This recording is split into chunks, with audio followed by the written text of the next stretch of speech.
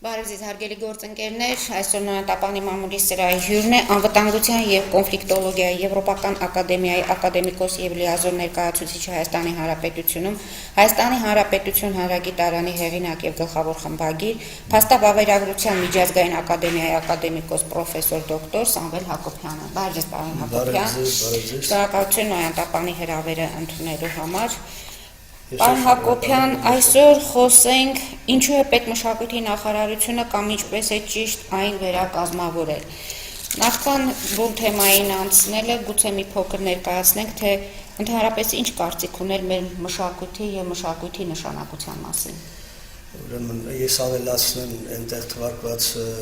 իմ անվանակոչումների նաև 30-ամյա երկարամյա հուշարձաններ ուսումնասիրող անձնավորություն, որի արդյունքում դրեց Հայաստանի Հանրապետություն հանրագիտարան, այսինքն Հայաստանի մշակութային ժառանգության անձնագիրը, որը հիմա կա հայերեն լեզվով։ Ուրեմն մինչև ես խոսեմ հիմնական տեքստի մասին, մշակույթի նախարարության, ինչու է անհրաժեշտ մշակույթի նախարարությունը եւ նրա հեղինակությունը բարձր պահել, բարձրացնել եւ ինչու է պետք ճիշտ վերակազմավորել, ես ուզում եմ մի քանի մեջբերումներ անել, որոնցից մեկը ոչ թե որևէ կարդացած է, այլ ուղղակի ինձ հետ է կապված։ Անցյալ տարի ինձ մոտ հյուր եղավ ազգությամբ հրեա աշխարհահռչակ գիտնական, որի անունը ես չեմ ուզում հարգելի պատճառներով առայժմ տալ։ Մենք շրջում էինք Հայաստանով, ուսումնասիրում էինք Հայաստանի մշակութային ժառանգության արժեքները եւ խոսք եղավ հայերի եւ հրեաների մասին եւ ասացի որն է ձեր հաջողության գաղտնիքը։ Նա ասաց, որ մենք նաեւ ձեզանից ենք շատ բան սովորում։ Ասացի իրոք դուք երևի միակ հրեան եք, որ նման բան եք ասում։ Ինչ եք սովորում մեզանից եւ ինչ եք կարծում, նա ինչ ասաց։ Ասաց, որ դուք շատ սխալներ եք անում։ Մենք տեսնում ենք այս սխալները եւ չենք կրկնում։ Գիտեք ինչ, ակամայից այս ասելով ես հիշում եմ երկաթե կանցլեր Բիսմարկի խոսքերը, որը ասում էր վատ չինովնիկներով, լավ օրենքներով չես կարող կառավարել երկիրը, իսկ երբ որ չինովնիկները լավ են, վատ օրենքներով էլ կարելի է երկիրը հասցնել մեծ հաջողությունների։ Ինչու եմ սա ասում։ Ես կուզենայի այսպիսի բախտորոշ եւ ճակատագրական հարցեր եւ որոշումներ ընդունելու ժամանակ լավ ուսումնասիրվել, որովհետեւ մշակույթի նախարարություն հասկացությունը պարզապես մշակույթի նախարարություն չի ինքնանպատակ, եթե նախորդ տարիներին մշակույթի նախարարությունը վատ է գործել կամ վատ նախարարների պատճառով չի իրագործել այն պետական քաղաքականությունը, որը պետք է իրագործել, դա չի նշանակում, որ մշակույթի նախարարությունը այսօր պետք չէ կամ պետք է այնպես վերակազմավորել, որ վերջնականապես այն կորցնի իր հեղինակությունը եւ նշանակությունը։ Ինչ ես նկատի ունեմ։ Այսօր մենք այն ազգերից, այն փոքրաթիվ ազգերից ենք, որոնց համար մշակութային ժառանգությունը դա ազգի գոյապահպանման, պետության անվտանգության հարց է։ Եվ այս առումով ես կուզենայի մշակույթի նախարարությունը դնել պաշտպանության նախարարության եւ ազգային անվտանգության ծառայության հետ մեկ բարձրության ուղղագծի վրա։ Ինչու՞։ Ես հիմա ուզում եմ դիմել Հայաստանի Հանրապետության վարչապետ պարոն Փաշինյանին։ Պարոն Փաշինյան, ունենալով մեծ փորձ, քաղաքական փորձ, նաև ժամանակին աշխատելով լրագրող շատ լավ առնչվել է մշակութային ժառանգության եւ ընդհանրապես Հայաստանի մշակույթի հետ։ Ես չեմ կասկածում, որ դուք շատ լավ գիտեք, որ Հայաստանը եթե ներկայանում է աշխարհին, ապա առաջին հերթին ներկայանում է մշակույթով։ Եթե զբոսաշրջիկը գալիս է Հայաստան, չի գնում նայել գեսերը, չի գնում նայել թանկարժեք մեքենաները, այսօր նրան հետաքրքիր է տվյալ ժողովրդի հոգևոր եւ նյութական մշակույթը, ազգային մշակույթը։ Եվ այս առումով իրոք մեզ համար ռազմավարական եւ ճակատագրական նշանակություն ունի մշակույթի նախարարության նկատմամբ ճիշտ մոտեցումը։ Սա շատ կարեւոր հարց է։ Հիմա տեսեք, հատկապես այսօրվա աշխարհաքաղաքական պայմաններում, բարդ պայմաններում մեզ առավել ևս անհրաժեշտ է բարձրացնել մեր մշակույթի մեր մշակութային ժառանգության պահպանության եւ հանրահռչակման գործը։ Սա շատ կարևոր է։ Ինչի համար, տեսեք, այսօր յուրաքանչյուր պետություն փորձում է ինչ-որ բանով, չէ, իրեն ներկայացնել աշխարհին։ Եվ մենք տասնամյակներ շարունակ բոլոր ատյաններում մեզ ներկայացնում ենք մեր մշակութային ժառանգության արժեքներով։ Բայց այնպես եղավ, որ այս վերջին տասնամյակներում մամուլից, ընդհանրապես զանգվածային լրատվական միջոցներից ինչ-որ մի տեսակի հակակրանք է առաջացել մշակույթի նախարարության։ Իսկ ով է մեղավոր դրա համար։ Հիմա տեսեք, ես ուզում եմ դրա մասին խոսել։ Եթե այդ հակակրանքը առաջացել է եւ երբ ասում են մշակույթի նախարարության հանդեպ, դա չի նշանակում, որ ամբողջ մշակույթի նախարարությունը ամբողջ կազմով վատ է աշխատել։ Ոչ, ես ասեմ, ամենահիմնական պատճառը դա նախարարի աշխատանքն է։ Եթե նախարարը եղավ վատ, կապ չունեցավ տվյալ բնագավառի հետ մշակույթի նախարարության, չհասկացավ, թե ինչ ոլորտներ ունի եւ այդ ոլորտները ինչ գործառույթներ են իրականացնում, ուրեմն կկործանվի այդ մշակույթը, այդ ժողովրդի։ Եվ մեզ մոտ ցավոք սրտի նման բաներ է եղել։ Ես ընդհանրապես մի բան ասեմ եւ անցնեմ առաջ։ Տասնամյակներ շարունակ ես ուսումնասիրեցի Հայաստանի հուշարձաններ եւ տեսա, որ չկա մի հզորագույն բան, որ ներկայացվի աշխարհին, եւ ստեղծեցինք մենք Հայաստանի մարզեր հանրագիտարանը, որը ներկայացնում է ամբողջ բնակավայրեր եւ մշակութային ժառանգության արժեքներով։ Ես տարիներ շարունակ դիմել եմ մի քանի մշակույթի նախարարների եւ նրանց անտարբերությունը ինձ զարմացրել է եւ բացասականորեն հիացրել, թե ինչպես կարելի է մարդ լինելով նախարար այդպիսի անտարբերություն ցուցաբերել։ Ես ասեմ, սրանք ոչ թե ես որպես քննադատություն եմ ասում, այլ ներկայացնում եմ փաստերը, որ հետագայում, որ հետո քիչ հետո պատճառաբանված առաջարկություններ անեմ եւ ասեմ ինչու է անհրաժեշտ մշակույթի նախարարության տվյալ կարգավիճակը, որը ես առաջարկում եմ։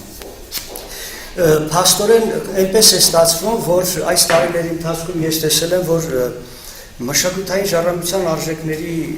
հիմնականում պահպանության եւ օգտագործման գործում բավականին մեծ դեր են խաղացել անհատները։ Օրինակ, երբ որ ես մեջ բերեցի, որ այո, տասնյակ անգամ եւ տասնյակ տարիներ ես դիմել եմ նախարարին եւ մյուսներին, որպեսզի մենք ստեղծենք մի անձնագիր, որ ներկայացնենք Հայաստանը աշխարհին։ Չեն կարողանում։ Նրանք չեն անում, անտարբեր են։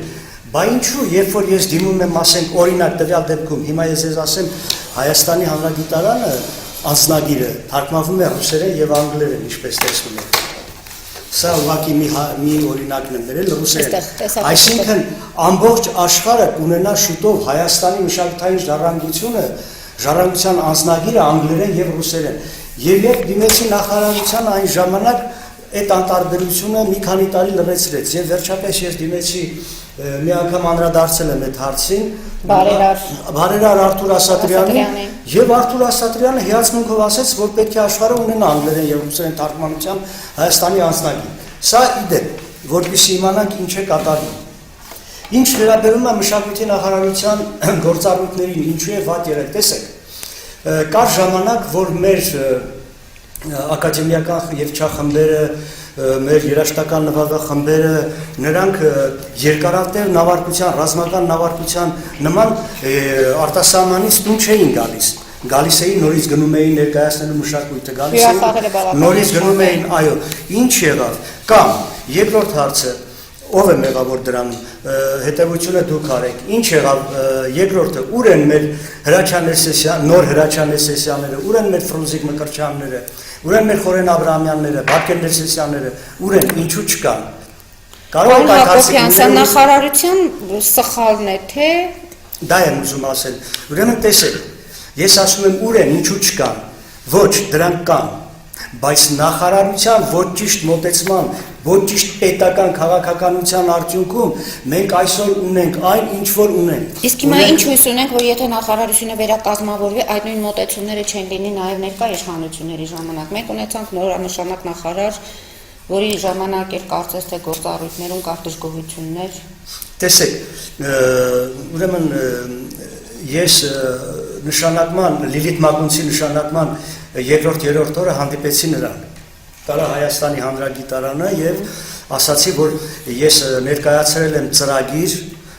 13 կետից բաղկացած, որ ինչու է կործանվում Հայաստանի մշակույթը, ում պատճառով է կործանվում, ուր են կորում փողերը, ինչու են կորում փողերը, ինչու ճիշտ չի օգտագործվում, որովհետև երբ որ ասում են բավարար չի, բյուջեն շատ լավ եւ բավարար գումար է առանձնացնում մշակույթի բնակավարի համար, բայց այսօր 40%-ը օդ է ցնդում։ Դուք պատկերացնում եք ոնց որ ջուրը 35 ինքն իրեն օդ ցնդի եւ ոչ մի օգուտ չտա։ Մենք պայմանավորվեցինք եւ ես ներկայացրեցի կառուցվածքային փոփոխության եւ ճիշտ կազմակերպման ծրագիր։ Մենք պայմանավորվեցինք, որ դա քննարկենք, բայց ցավոք սրտի լիտմակունցը արդեն այս ընտրությունների ժամանակ տեղափոխվեց, ես լրացումներ արեցի, որպեսզի քննարկենք, չեղավ։ Բայց հիմա ես որոշել եմ ձեր մամուլի ասուլիսի միջոցով դիմել Հայաստանի Հանրապետության, մի բան էլ ասեմ նոր։ Նաեւ հանդիպեցի ներողություն այդ առիթով Հայաստանի Հանրապետության փորձեցի հանդիպել Հայաստանի Հանրապետության նախագահ պարոն Արմեն Սարգսյանին։ Ես նամակը գրեցի եւ ներկայացրեցի հարցը, միաժամանակ ասեցի, որ կտամ, որպեսզի դուք նայեք, ուսումնասիրեք այս բանը։ Ինձ կանչեցին, ասեցին, որ այո, նախագահի հետ հանդիպումը կկայանա։ Եվ ես գնացի, ինչ է կարծում, ինչ եղավ, ինձ ընդունեց խորհրդարաններից մեկը եւ այնպիսի բաներ ասեց, որ ես հիմա ուզում եմ ասել անունը չտալով։ Ուրեմն տեսեք, նա ասեց, գիտեք, Հայաստանի Հանրապետության նախագահի հետ պետք է հանդիպել այն դեպքում, երբ շատ կարևոր հարց կա։ Այսինքն սա կարևոր։ Դուք պատկերացնում եք Հայաստանի մշակութային ժառանգությունը, որը Հայաստանի գոյապահպանյան եւ ազգային անվտանգության հարց է, դա համարում են ոչ կարևոր հարց։ Ուրեմն ես ես ասեմ, այս հարցը ավելի կարևոր է, քան Ֆրանսիայի դեսպանի, Ճապոնիայի դեսպանի եւ աշխարհի բոլոր դեսպանների հետ հանդիպման հարցը, որովհետեւ այսօր Հայաստանի Հանրապետության բնակիչների բնակչության 40%-ը, եթե ոչ ավելին, բոլորովին տեղյակ չի Հայաստանի Հանրապետության մշակութային ժառանգության արժեքներից։ Այսօր տուրիստներ են գալիս եւ տուրիստները միայն գնում են այնպիսի հայտնի տեղեր, որոնք արդեն անհասկանալի է։ Պետք է ստեղծվի մշակութային քաղաքականություն դրա համար ես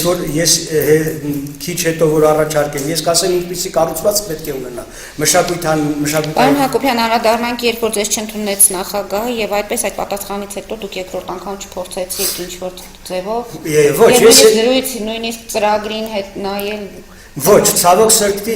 գիտեք ինչ, ես դադարել եմ ծրագրերը ներկայացնելուց, ես ծրագիրը ներկայացնում եմ մեր Facebook-յան եւ մյուս էջերում, մեկ էլ տեսնում եմ այդ ծրագրից վերցնում եմ որոշ բաներ աղաղակված օգտագործում են եւ ինչ չեն հարցնում։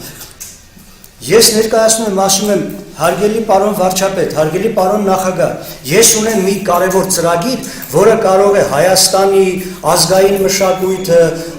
որպես պետական քաղաքականություն այնպիսի կառուցված կառաջարկել եւ իրագործել, որ Հայաստանի հեղինակությունը բարձրանա համաշխարհային այնպիսի մի մակարդակի, որ Բուրկինա Ֆասոյում ավելի շատ իմանան Հայաստանի մշակույթի մասին, քան Հայաստանում։ Այսօր ինչ է կատարվում, մեր ֆիլմերի միջոցով հայ ժողովուրդը ավելի շատ գիտի Հնդկաստանի մշակույթը, ավելի շատ է տեսնում եւ ճանաչում, կամ ասենք ցանկացած երկրի այդ սերիալներից, քան մեր մշակույթը։ Մեր կինոմատոգրաֆները փոխանակ ներկայացնելու այդ կինոների ընթացքում Հայաստանի մշակութային ժառանգությունը նրանք վերցնում են մի սենյակի մեջ 40 սերիա են հանում եւ ոչինչ չի տալիս, ինչ է նշանակում սա։ Ես որ բնակավար ասեմ, դուք տեսեք ինչ է կատարվում մշակութային ժառանգության բնակավարում։ Հիմա տեսեք, երբ որ կարդում ես մշակութային ժառանգության արժեքների նախարարության ստրուկտուրա, կարծես թե բավականին հետաքրքիր եւ շատ կարեւոր համազգային կազմակերպություններ կան։ Բայց ով է լսել դրանց մասին, որ ինչ որ բան են անում։ Ես դրանցից մի քանիսը կարդամ։ Երեխաների հատուկ ստեղծագործական կենտրոն, փաստավավերագրական ֆիլմերի հայ կինոստուդիա։ Լսեք, ով է ձեզանից տեսել մի փաստավավերագրական ֆիլմ նվիրված հայ մշակույթին, հայ մշակութային ժառանգությանը։ Կծկտուր բաներ, եթե չլինեն, ասենք, այդ լրագրողները, ձեր գոլեգաները, որոնք հետաքրքրությունից գնում են, նկարում են որևէ հուշարձան կամ ինչ-որ հաղորդում է լինում մեր գյուղը եւ այլն, հետո ցույց են տալիս որոշակի մշակութային ժառանգության արժեքներ։ Ինչ է սա նշանակում։ Սա նշանակում է խայտառակություն։ Այսինքն մենք բացարձակապես ուշադրություն չենք դարձնում մեր պատմամշակութային հուշարձանների ոչ միայն պահպանության վրա, այլև հանրահռչակման վրա։ Այսօր միակ բանը, որ հանրահռչակում է ամբողջ աշխարհում, Հայաստանի հանրագիտարանն է, որը ներկայացնում է 25000 հուշարձան ամբողջ աշխարհում։ Ինչ է սա նշանակում։ Բա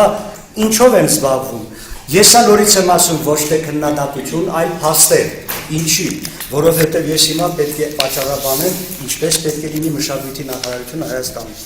Ես այդ առիթով հիմա դիմում եմ, ես ուզում եմ մի քանի ոլորտների անդրադառնալ նոր։ Ես նշեցի, որ մեր երգչախմբերը եւ այլն, որ երգ չեն, մեր բարի խմբերը, որոնք ամբողջ աշխարհում էլի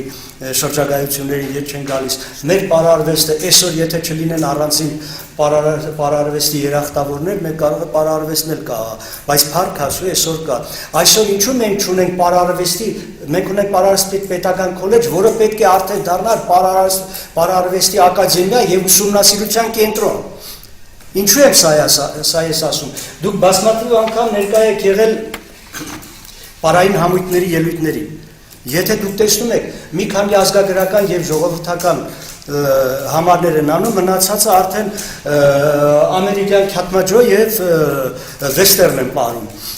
Սա ոչ թե դրանից է, որ նրանք շատ ուզում են, չգիտեմ, իհարկե պետք է համաշխարհային մշակույթը եւ պարարվեստը ամբողջ ազգերին ներկայացնել։ Դա չի հարցը, բայց այսօր չկա մի այնպիսի կենտրոն, որը կարողանա հոյակապ մասնագետներ կան, Վանուշ Խանամիրյանը եւ մյուսները այնպիսի մասնագետներ են թողել եւ քոլեջում եւ մյուս տեղերում։ Պարզապես պետական քաղաքականությունը մշակված չի այդ ուղղությամբ։ Այսօր ինչու՞ չէ նաև կինոյի թատրոնի ինստիտուտում կա պարարվեստի բաժին, որը մեծ գործ է անում նաև։ Կան, բայց քանի որ ինչ ուզում եք արեք, ուզում եք ստեղծել վիրտուոզ խմբեր, ուզում եք ստեղծել, չգիտեմ ինչ կազմակերպություններ, եթե պետական քաղաքականությունը չի իրականացվում, այդ բոլորը չեն կարող ներկայացնել ազգի մշակույթը։ Դա, պարոն Հակոբյան, հիմա գանք ձեր առաջարկների, ինչ է բավականին ոլորտում խնդիրները շատ են։ Ես ուզում եմ այսպես, մինչև առաջարկը ներկայացնելը դիմել Հայաստանի Հանրապետության նախագահ պարոն Արմեն Սարգսյանին եւ հատկապես Հայաստանի Հանրապետության վարչապետ պարոն Նիկոլ Փաշինյանին։ Հարգելի պարոն Նիկոլ Փաշինյան, ես մի քանի անգամ նամակ ուղարկել եմ, որ նախապատրաստում եմ ծրագիր մշակութային պետական քաղաքականություն իրականացնելու եւ պարտավորություն եմ ստանձնում այդ քաղաքականությունը իրականացնելու։ Խնդրում եմ ուշադրություն դարձրեք դրա վրա եւ ոչ թե այս հարցը քննարկվի այնպիսի մարդկանց հետ, որոնք ունեն կողմնակալ վերաբերմունք, այլ այնպիսի մարդկանց եւ հատկապես ձեզ հետ, որովհետեւ ես լսեցի ձեր խոսքերը մշակութային ժառանգության պահպանության մասին շատ կարևոր եւ շատ ճիշտ խոսքեր էին, ուստի դիմում եմ ձեզ եւ առաջարկում եմ հետեւյալը։ Առաջին, եթե մշակութային նախարարությունը գոյություն պետք է ունենա, ապա պետք է ունենա հզորացված ձևով եւ վերակառուցված ձևով, նրան միացնելով պարտադիր կերպով միացնելով туриզմը, պարտադիր կերպով։ Ինչու՞։ Պատճառաբանեմ։ Ուրեմն տուրիստական կազմակերպությունների ես չեմ ասում բոլորը, բայց այն ուղեկցողները գիտեն ասում, նրանց ցածր պատրաստվածությունը այսօր աղավաղում է Հայաստանի պատմությունը եւ աղավաղված ձևով ներկայացնում։ Բերեմ փաստեր եւ եթե որևէ մեկը կփորձի հակաճառել, ես կտամ անուններ, թե որ կազմակերպություններն էին։ Մի անգամ Նորավանքում ներկա էի, երբ որ գիդը ներկայացնում է 60 հոգիանոց խմբին եւ նախ Նորավանքը սխալ տվագրություններով ներկայացրեց եւ վերջում էլ երբ որ մեկը հարցրեց, բա դա ինչ արծիվ է, այնտեղ ասեց ոչ մի բան, պարզապես որսի տեսարան է, որը ճանկել է ոչխարը, ասեց բաներողություն, ես լսել եմ, որ դա խորհրդանիշ է, չէ, ինչ եք ասում, ոչ մի խորհրդանիշ, պարզապես որսի տեսարան է։ Ես մոտեցա, ասեցի աղջիկ ջան, ինչու եք աղավաղում հայոց պատմությունը, չէ որ դա հիմա Օրբելյանների զինանշան է, որը դեռևս 5-րդ դարում Մամիկոնյաններն են օգտագործել, նույնիսկ Բրիգյանները եւ Բաղրատունիները, որոշ ժամանակ ինչ որ բաներ, եւ հիմա դա Օրբելյանների զինանշանն է։ Չեք ամաչում այդպիսի բան եք ասում։ Ասում եք որտեղ է ասված, մենք հետ ենք սովորել։ Դուք հասկանում եք ինչ է կատարվում։ Դե դուք պատկերացրեք, եթե մի 10-20 հոգի այդպես լինեն եւ ասենք ամեն ամիս մի 70 հոգի արտասահման, թեկուզ հենց հայեր, հայ աշակերտներ, որոնք գնում են այնտեղ, բոլորը չէ որ Ոչ, պրոֆեսիոնալ դժգերիք պատրաստություն տեղեկատվությամբ եւ եւ նման բան այլն, ասեն։ Դուք պատկերացնում եք, սա առաջին, երկրորդը, հա, եւ հիմա մշակութային պետք է անպայման միացնել туриզմը եւ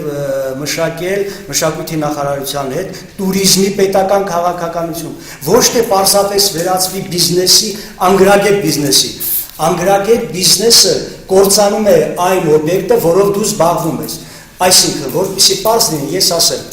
մարդը հարգում է, հավատացյալ է, ամեն օր գնում է եկեղեցի, գնում է մի խաչքարի մոտ, բայց գնում է այդ խաչքարի մոտ սկսում է մոմ վառել, եւ 5 տարի հետո այդ խաչքարը դառնում է սեր եւ խաչքարից ոչինչ չի մնում։ Կամ եկեղեցու պատերը, նկարահանումների ժամանակ ես կարող եմ բազմաթիվ եկեղեցիներ ցույց տալ, կարելի է խելագարվել ուղղակի։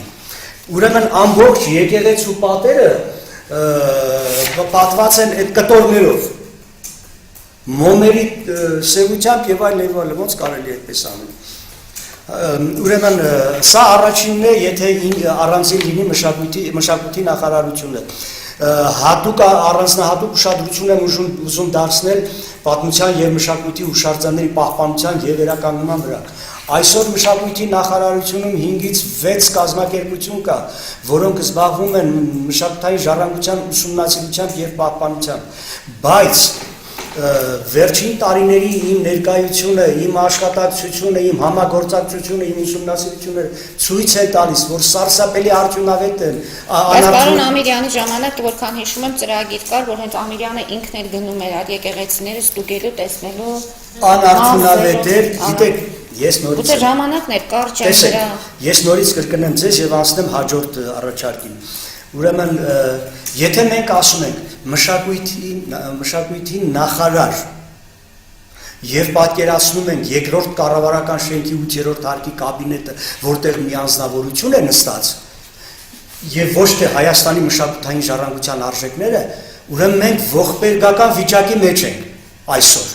Պետք է դուրս գալ այդ կաբինետից, պետք է ասել մշակույթի նախարարություն եւ հասկանալ այն փոքրիկ խաչքարի կտորից մինչև ժամանակակից ցայտաղբյուր, որը նվիրված է քարորյա պատերազմի հերոսին եւ այլն եւ այլն եւ այլն։ Չկա կապը, ես սա վերաբերում եմ առաջարկին։ Թույլ է կապը եկեղեցի եւ մշակութային մայրաթորի եւ մշակույթի նախարարության միջեւ։ Ինչու՞։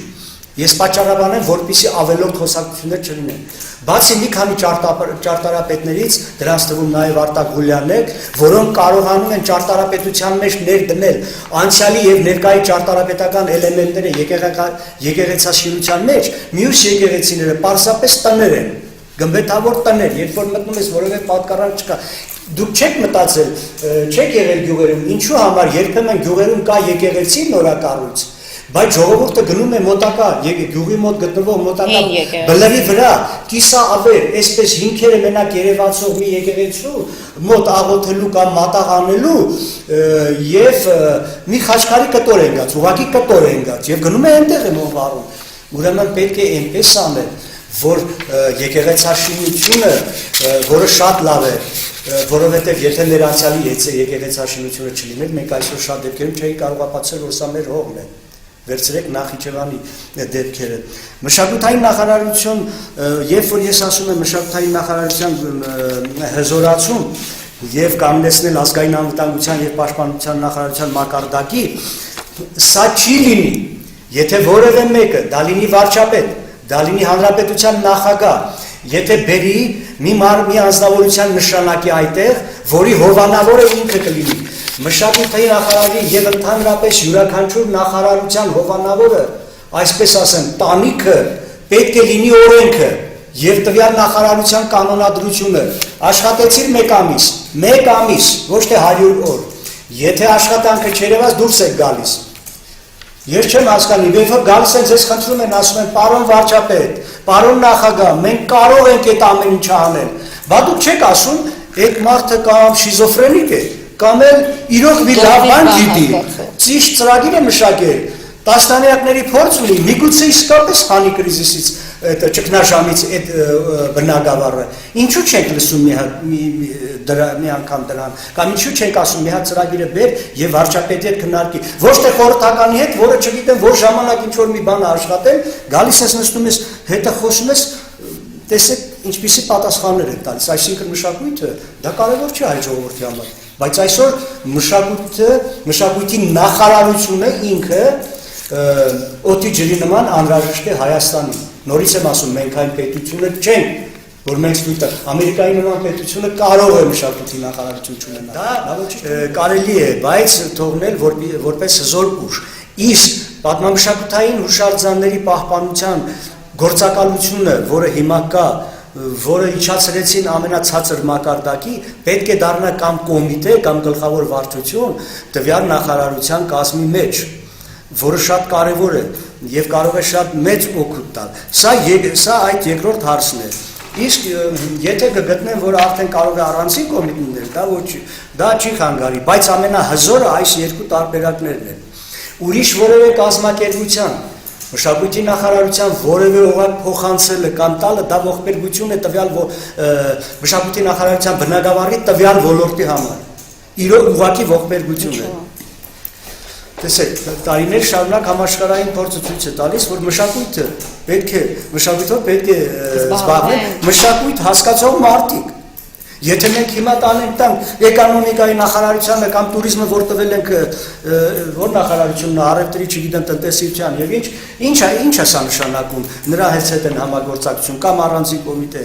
Ես նորից եմ ասում, այն ինչ որ կապված է մշակույթի հետ, պետք է լինի մշակույթի նախարարության կազմում եւ զորացնել։ Եվ ես խնդրում եմ մշակույթի նախարար ընտրելու ժամանակ խորտացեք մշակույթի նախարարության ոչ միայն իշխանավորների, որոնք տարիներ շարունակ քանդել են այդ մշակույթի նախարարությունը, այլ այն մարդկանց հետ, այն ներքին օղակների հետ, որոնք իրականում պահպանել են մշակույթի նախարարությունում այսօր տասնյակ մարդիկ իրենց կյանքը տասնամյակներ նվիրել են մշակութային ժառանգության պահպանությանը։ Ինչի մասին է խոսքը։ Այնպիսի մասնագետներ կան, այնպիսի գիտնականներ կան։ Պարոն Հակոբյան, մի անգամ այսպիսի կարծիք եղավ, որ այն նախարարությունները, որոնք փակում են, կարծես թե չունեն նախարար համապատասխան կադր, դրա համար նորընտիր իշխանությունները գերադասում են չունենալ այդ նախարարությունը, քան ասում է, եթե հանցագործը մահանում է, հանցագործություն կատարած մարդը մահանում է, հանցագործությունը կարճում է, չէ՞, դատախազը կամ քննիչը, այդպիսի բան կա։ Ուրեմն տեսեք, ես նորից եմ ասում, տասնյակ մարդիկ կան, եթե ոչ 100, որ կարող են այդ մշակույթի նախարարությունը բարձրացնել միջազգային մակարդակի եւ ելի եմ ասում, ոչ միայն Բուրունդիայում եւ Բուրկինա Ֆասոյում կիմանան Հայաստանի մշակույթի մասին, այլ ընդհանրապես ամբողջ աշխարհում պետք է կարողանա, ինչա չեմ հասկանում, չկա մարդ, որ իրեն նվիրի այս ազգին մեր ժողովրդին։ Ո՞վ է ասել, եթե պետք է հները գան նորից իրենց նվիրեն եւ մեկ նորից արդյունքը տեսնեն։ Ուրեմն տեսեք, եթե պետք է հները գան, դա տեսեք, կան մասնագետներ հին իշխանության ժամանակ, որոնց կարելի է բերել, որովհետև լավ մասնագետներ են եւ քիչ ճարաշահումներ են արել, որոնք իրոք հայրենասեր գործեր են արել, բայց մշակույթի բնագավառում այսօր ին 30-ամյա փորձը ցույց է տալիս, որ մասնագետ չի եկել այդտեղ աշխատել, պարզապես բերել են։ Ինչ է նշանակում, երբ որ դու գնում ես մշակույթի նախարարին, ասում ես հարգելի մշակույթի նախարար, տեսեք, ես գրել եմ Հայաստանի անձնագիր եւ ներկայացնում եմ աշխարհին։ Կարող եք ինչ-որ բանով օգնել։ Մշակույթի նախարար, եկեք այդ թարգմանեմ ռուսերեն անգլերեն, մշակույթի նախարարը ուղղակի այնպիսի անտարբերություն է ցուցաբերում, որ չեք պատկերացնում, ուղղակի դնում է անանելի վիճակի մեջ։ Ես նորից եմ ասում, ես պատրաստ եմ ամենայն պատասխանատվության, ազգային պատասխանատվություն վերցնել ազգի ճակատագրի համար մշակութային քաղաքականության մշակման եւ իրականացման գործում։ Ես այսօր մանրամասն գիտեմ մշակույթի բոլոր ոլորտներում իրականացվող գործընթացները եւ ինչու են կաղում։ Այդ բոլորը պետք է վերացվի եւ այն գումարը, որը առանձնացվում է մշակույթին, բավական է։ Եվ հետո ճիշտ մշակութային քաղաքականություն իրականացնելու դեպքում կարելի է այնքան մարդիկ գտնել եւ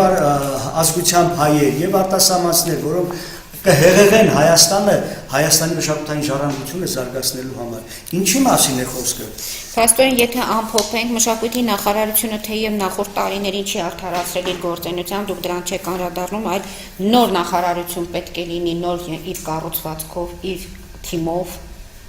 Տեսեք, ուրեմն երբ որ ասում եք նոր կառուցված թիմ, պետք է շատ զգուշ լինել, ոչ թե վերցնել բերել ով ում ծանոթն է, բերել դնել այդտեղ վարչության պետք է Նոր ասելով, այսինքն այն մարդկանց մի օրինակ բերեմ։ Նախորդ նախարարներից ոմանք ես անուններ էլի չեմ տալիս, որովհետև ես չեմ քննադատում, այլ փաստարկում եմ։ Ուրեմն ստեղծում էին վարչություններ, անցկացնում էին այդ վարչությունները կառավարության որոշումը, որպեսզի իրենց բարեկամի տղային նշանակեն կամ բարեկամի նշանակեն վարչության պետ, որը հիմա ոչինչ չի անում։ Ոնց կարելի է այդպես անել։ Ուրեմն պետական քաղաքականությունը դա ուրիշ բան է։ Երբ որ ասում են թիմ, ուրեմն այսպես առաջին հերթին պետք է ընտրել մշակույթի նախարար։ Եթե մեկը կգա վարչապետին կասի, ինչպես ես եմ ասում, պարոն վարչապետ, ես պատրաստ եմ մշակել Հայաստանի մշակութային քաղաքականություն եւ իրականացնել, եւ դուք մի քանի ամսվա ընթացքում, եթե դուք չեք տեսնի, որ Հայաստանի մշակութային ժառանգությունը կամ մշակույթի նախարարությունը իր գործունեությամբ արդեն ոչ թե չի արդարացնում, արդեն բարձրացել է համաշխարհային մակարդակի եւ այսօր բոլոր գյուղերում երեխաներն ու փոքրերը գիտեն ինչը ինչոց է, ես պատասխանատվություն եմ կրում դրա համար, քրեական պատասխանատվություն, ոչ թե բարոյական պատասխան, ոչ թե ազատեք գործից, այլ քրեական պատասխանատվության ենթարկեք մինչև ծմա բանկարկություն։ Նորից եմ ասում, մեր մշակութային ժառանգության քաղաքականությունը ազգային անվտանգության հարց է։ Եվ վերջապես ուզում եմ դիմել ազգային անվտանգության ծառայությանը եւ Հայաստանի Հանրապետության դատախազությանը։ Ես կխնդրեի նաև կառավարությանը իհարկե, որ ազգային անվտանգությունում ստեղծվեր մի հատուկ բաժին, որը կվերահսկեր մշակութային ժառանգության պահպանության գործը, որովհետև նորից եմ ասում, դա ազգային անվտանգության հարց է։ Այսօր որ ազգը կարող է ապացուցել, որ ինքը այդ հողի տերն է, եթե ազգի մշակութային ժառանգության արժեքները չկան։ Այսօր մենք Նախիջևանը կարող ենք արդեն դժվար է կարողանանք ապացուցել։ Կամ ինչ արեցինք մենք այդ ժամանակ, մենք պետք է համազգային շարժումներ ստեղծեինք, բայց ինչով էինք զբաղված այդ ժամանակ։ Ուզում եմ ասել, քաղաքականությունը պարզապես կաբինետում նստել չի, այսօր մշակութային ժառանգության հետո բանը, Հայաստանի մշակույթը դա Երևանը չի միայն, որ կամ ես մոտակա Գառնի Գեղարդ Էջմիածինը չի, դրանք հասկանալի է, որ պարտադիր են, բայց այսօր հազարավոր հուշարձաններ, երբ որ թերթեք ես գիրքը թերթել եք, ես տվել եմ, դուք նայում եք, դուք տեսեք ինչ է կատարվում, հազարավոր հուշարձաններ, որոնք իրենցից կամ բնության անկյուններ, դրախտավայրեր են իրեն, չեն ներկայացնում, ինչ է կատը, պետք է մշակվի, ինչու եմ ասում, թող տուրիզմը մտնի մշակույթի նախարարության մեջ, որպեսզի մշակվի պարտադիր տուրիստների համար երթուղիներ, ով է ծանոթ այդքան շատ, ով գիտի Բերքաբերում, Տավուշի Բերքաբեր գյուղում ինչ կա, այնպիսի թանգարան կա, որ պետական թանգարանը կնախանձի, ով գիտի Կողբում ինչ թանգարան կա, Կողբ գյուղի թանգարանը այնպիսի թանգարան է, որ պետական թանգարանը եւ աշխարհի շատ թանգարաններ կնախանձեն այդ նյութերին, կա, ով գիտի Վերին Կարմիր աղբյուրում ինչ թանգարան կա, Վերին Կարմիր աղբյուրի թանգարանում այնպիսի նյութեր կան, որ ցանկացած թանգարան կնախանձի, ով է գնացել, ոչ մեկ, առիթից առիթ, ես հարցնում եմ ով է եկել, ասում է ժամանակին մի անգամ Շիրազն է եկել, Հովհաննես Շիրազն է եկել, դուք հասկանում եք ինչ է կատարվում, այսօր ես գնում եմ ներքին Կարմիր աղբյուր, հարցնում եմ, ասում եմ, դուք գիտեք Վերին Կարմիր աղբյուրում ինչ կա, ինչ թանգարան կա, ասում եմ ոչ, ով գիտի, շատ քչերը գիտեն, որ Գավառում պետական համալսարանում թանգարան կա, որ պետք է գնալ, այնպիսի նյութեր կան, որ էլ չասած Մեր թվարկությունից առաջ, երկրորդից առաջին հազարամյակի նյութեր, նաև ոսկու նախշազարդեր, որոնք Եգիպտոսում գտնված նախշազարդերին չեն զիջի։ Եվ վերջապես, Հայաստանում գոյություն ունեն մշակութային արժեքներ, որոնք այդ սխալ քաղաքականության հետևանքով կորում են, կործանվում են։ Այսօր Հայաստանում գտնվում է աստղային քարտեզը, որը որոշ տվյալներով ասում են 15-ից 7, ես թվագրում եմ առայժմ խորապես ուսումնասիրում եմ մինչև 50,000 տարի, աստղային քարտեզ, որտեղ այստեղ միայն ներկայացնում են անգլիացիները այսօր փորձ, ես լսել եմ, որ ուզում են սրան այս աստղային քարտեզին տիրանալ, դուք հասկանում եք, սա կարելի է համարել իր նշանակությամբ քաղաքակրթության անձնագիր եւ ներկայացնել, այստեղից պետք է աշխարհի գիտնականները ամեն օր պետք է այստեղ աշխարհի գիտնականներ գային։ Այդ մենք պետք է կարողանանք ներկայացնել, ոչ թե սպասենք, որ ճապոնացի գիտնականը գա ասի, գիտեք, կամ անգլիացի գիտնականը, այս աստղային քարտեզը քաղաքակրթության անձնագիրն է, ոչ չի ասի։ Երբ որ մենք Արենիում գտանք տրեխները, որը 3500 տարի տարվա 5000 տարվա բան ունեին, հնություն ունեին 5000 տարվա հնություն ունեին եւ դրանից հետո մեկ էլ տեսնեմ կարդում եմ որ ուղիղ 1 տարի հետո անգլիացիները հայտարարում են որ գտել են աշխարհի ամենահին դամբարանը դուք հասկանում եք ով ասել որ մենք Չերչիլից խելոք ենք մենք բոլորս չի կարելի այդպես մոտենալ հարցին Չերչիլը որը մշակույթի վրա հատուկ ուշադրություն է դարձնում եւ դրա արդյունքը եղավ նա որ այսօր Stonehenge ունեն եւ այլն չեմ ուզում մանրանալ մենք ունենք Stonehenge մենք ունենք ես զուգահեռ բերեմ փոքր շեղումով ներող կրեք ուրեմն որպեսզի ես համեմատեմ այդ երկուսը միմյանց հետ ուրեմն արտասահմանցիները որպեսզի ներկայացնեն իրենց մշակույթը երբեմն շատ շատերը ես որ ասում արտասահման որոշ բաներ որոշ կազմակերպություններ ստեղծում են արհեստական հնություններ եւ ցույց են տալիս աշխարհին մենք այսօր ունենք մեր եղածը ցույց չեն մենք այսօր ունենք այնպիսի հնություններ որ հենց այդ արտասահմանի գիտական հիմնարկները լաբորատորիաները համալսարանները ուսումնասիրում են եւ հաստատում են այդ հնությունը իհարկե մենք էլ ենք ուսումնասիրում եւ հաստատում բա փոխանակը մենք ներկայացնելու մենք սպասում ենք որ ճապոնացի գիտնականը գա ասի գիտեք սա 50000 տարեկան է որ հետո մենք հավատան գրենք որ գիտեք ինչ կա ճապոնիայից մի մասնագետ իսկ ինչու չեք երբ որ Սամվել Հակոբյանն է ուսումնասիրում համաշխարհային փորձը օրինակ եմ բերում կամ Սամվել Կարապետյանը կամ Արգամ Այվազյանը ինչու նրան չեք հավատում նրա խոսքին չեմ հասկանում այսօր ինչ է կատարվում բանի հետ Քարաուջի հետ որոշ մարդիկ կան որ ասում են հասկացան որ այնտեղ մեծ դամբարաններ կա բայց այսօր երեք ես լսում եմ Ռուսաստանից հաղորդում որոնք ռուսները ապացուցում են որ Կարաուջը աստղադիտարան է մենք ապացուցում ենք որ ոչ գիտեք պարզապես բան է դա դամբարան է այո դամբարաններ կան բան չունեմ ասելու կարելի եւ երկրորդը այդպիսի հուշարձաններին շատ զգուշ պետք է մոտենալ նրա յուրաքանչյուր քառակուսի մետրին յուրաքանչյուր սանտիմետրին պետք է զգուշորեն մոտենալ ես ինչ եք անում ես չեմ ուզում Պարոն Հակոբյան, հաստորեն կառավարության կազմը արդեն կա։ Ինչքան ժամանակ ունեք այս խնդիրի նորից բարձրացնելու եւ կառույցի նոր ձևաչափով ըստ ձեր առաջարկի։ Հիմա տեսեք, ես յուրաքանչյուր ժամ, յուրաքանչյուր պահ պատրաստել, անկախ նրանից ինչ կլինի, ոնց կլինի,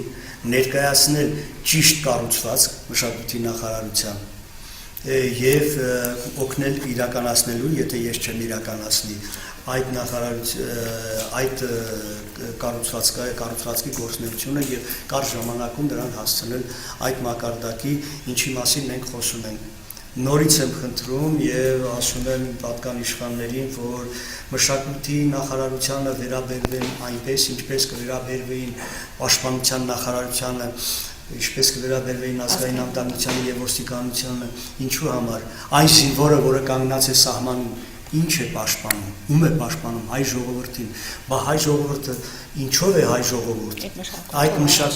այդ մշակույթով չէ, եթե դա չլինի, մենք ինչ կարող ենք անել, դրա համար նորից եմ ասում եւ առաջարկում եմ որ այդ երկու մոտեցումով մոտենան այդ հարցին եւ հատկապես խիստ հատուկ ուշադրություն դարձնել պատմամշակութային արժեքների պահպանության եւ օգտագործման եւ վերականգնման հարցին